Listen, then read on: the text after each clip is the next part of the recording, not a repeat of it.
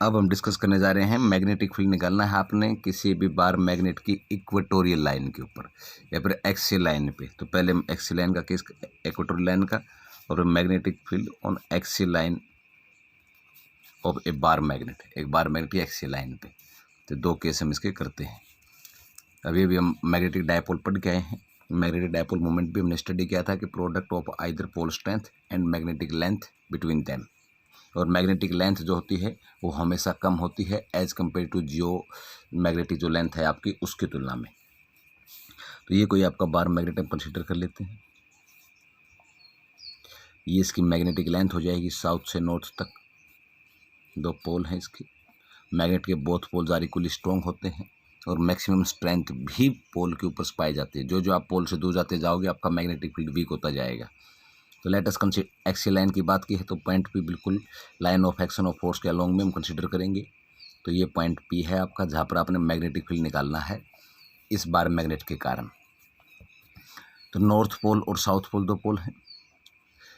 तो यहाँ से हम डायरेक्शन ले रहे हैं इसके आउटवर्ड, यानी पी पॉइंट पर नॉर्थ पोल के कारण कितना मैग्नेटिक फील्ड होगा उसको हमने B1 से रिप्रेजेंट कर लिया। साउथ पोल के कारण कितना होगा उसको आपने B2 से रिप्रेजेंट कर लिया। और सेम केसेस हमने इलेक्ट्रिक फील्ड में भी किए थे। वो इलेक्ट्रिक डायपोल का था, ये मैग्नेटिक डायपोल है। फिर भी अगर कोई डाउट हो तो पिछली वीडियोज आप देख लेना, वो क्लियर हो जाएंगे, उनमें डिटेल से डिस्कस किया गया है। तो पी पॉइंट ये सेंटर ऑफ डायपोल हो जाएगा आपका। तो यहाँ से लेकर के यहाँ तक के डिस्टेंस को R हमने मान लिया। ये टोटल 12 है साउथ से नॉर्थ तक की। तो L लेंथ ये हो जाएगी और L लेंथ ये हो जाएगी। तो मैग्नेटिक लेंथ इसकी 12 के बराबर हो जाएगी। हमने मैग्नेटिक फील्ड निकालना है P पॉइंट के ऊपर, एक बार ड्यू टू नॉर्थ पोल और एक बार ड्यू टू साउथ पोल। तो B1 निकालना है तो हम लिख सकते हैं कि let north south be a bar magnet having length 2L या 2X जो भी आप मानना चाहो, और जो M है वो पोल स्ट्रेंथ है ऑफ ईच पोल। लिखना पड़ेगा let M is the pole strength of each pole. हर पोल की पोल स्ट्रेंथ जो है आपकी वो M हमने कंसीडर कर ली। Let P be a point on axial line of a magnet where B is to be calculated. तो P पॉइंट हमने कंसीडर कर लिया जहाँ पर आपने मैग्नेट को कैलकुलेट करना है। तो मैग्नेटिक फील्ड इंटेंसिटी निकालनी है P पॉइंट पे निकालनी है एक बार। तो मैग्नेटिक फील्ड इंटेंसिटी निकालनी है P पॉइंट पे ड्यू टू किसके कारण निकालनी है। ये B1 है आपका due to north pole. North pole के कारण कितना मैग्नेटिक फील्ड होगा P पॉइंट पे इस मैग्नेटिक बार मैग्नेट के कारण। तो रिलेशन तब निकाल के आए हैं पीछे। तो B is equal to mu naught upon 4 pi, इसको हमने B1 से दिखा लिया।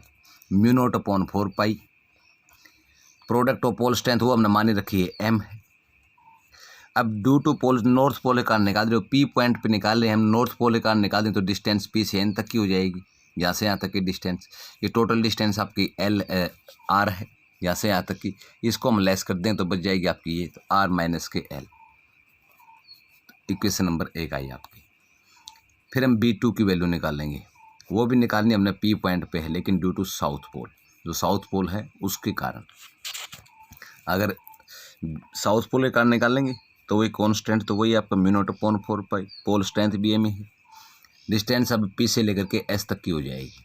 तो P से S तक के देखोगे तो R तो आपके पास है ही है और ये और आपको चाहिए, इसको ऐड कर लो, ये कितनी है L, तो R प्लस के L। इक्वेशन नंबर 2 होगी आपकी।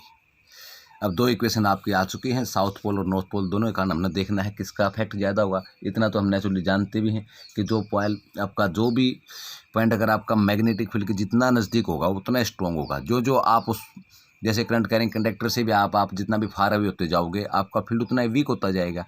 वही बात यहाँ पर अभी यार डायग्राम से भी क्लियर हो रहा है कि जो नॉर्थ पोल है उससे मिनिमम डिस्टेंस के ऊपर है P पॉइंट, तो पर मैक्सिमम मैग्नेटिक फील्ड होगा।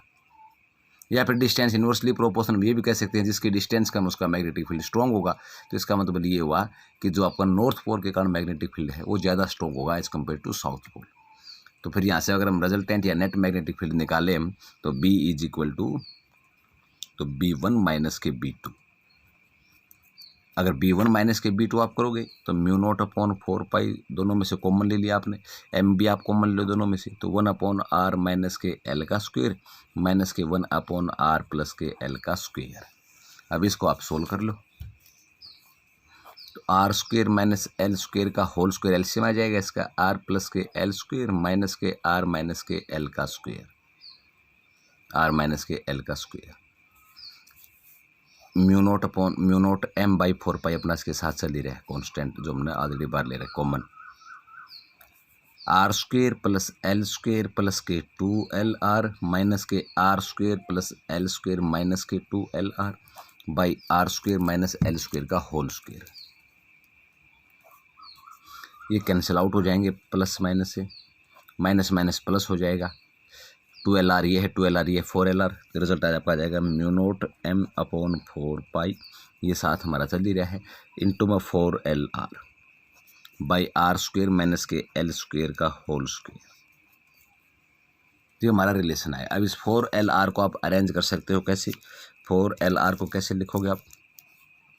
2L इंटू 2R आप इसको अरेंज कर सकते हो, 2L इंटू 2R, तो वही 4LR हो जाएगा। तो इसको मैं ऐसे लिखूँ, mu naught upon 4 pi M into 2L into 2R by R square minus के एल स्क्वेयर का होल स्क्वेयर।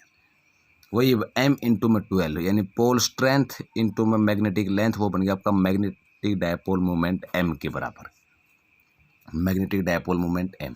तो अब ये m इंटू 2L होगा आपका m के बराबर, जो यहाँ से यहाँ तक है। तो रिजल्ट निकल गया आपका, तो B is equal to mu naught upon 4 pi m pole strength, m into में 12 होगा capital M, magnetic dipole moment m के बराबर, इंटू में 2R by R square minus L square का होल स्क्वेयर। तो ये रिजल्ट आ गया हमारा एक्सियल लाइन के कारण। आप लगाओ इसके ऊपर कोई ना कोई स्पेशल केस, और वो स्पेशल केस हमने पता ही है, अगर पॉइंट या कह सकते हैं अगर ये आपका dipole becomes very very small, अगर ये जो आपका बार मैग्नेट है वो वेरी वेरी स्मॉल हो, या फिर हम कह सकते हैं कि जो आपका पी पॉइंट है आपका वो बहुत ज़्यादा डिस्टेंस पे हुआ as compare to magnetic length between them, यानी L is very very small than R. R क्या है? पी पॉइंट से डिस्टेंस है उसकी। तो फिर एल को अगर आप 0 पुट करोगे यहाँ से, तो इक्वेशन निकल जाएगी B is equal to mu naught upon 4 pi M into 2R by, L को आपने 0 पुट कर लिया, वेरी वेरी स्मॉल है, आर स्क्वेयर की 4 हो गया, स्क्वेयर तो कैंसिल हो गया, आर की 4 हो जाएगा, एक की कैंसिल आउट हो जाएगा, 3 आएगा। तो mu naught upon 4 pi 2m by R cube. तो इतना रिजल्ट आ गया आपका एक्सियल लाइन के ऊपर।